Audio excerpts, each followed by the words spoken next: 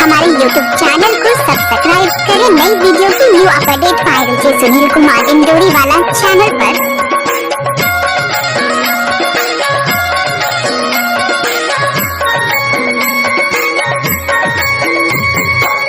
बारी जवानी लगाए कचरा तोरे दिलवा बसाले औड़ा के अचेरा वो तोरे दिलवा बसाले।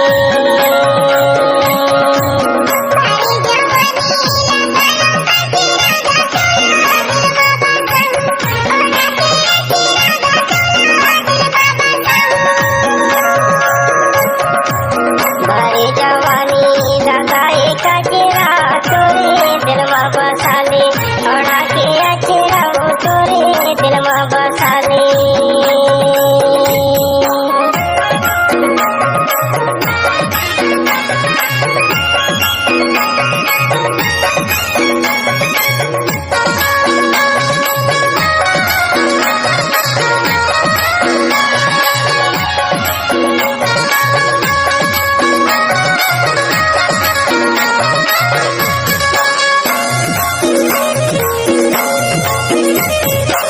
बिछिया बाते जंगल के तीरे मगाते पूछाते आगे निगम है मोरे नाम ते पूछाते आगे।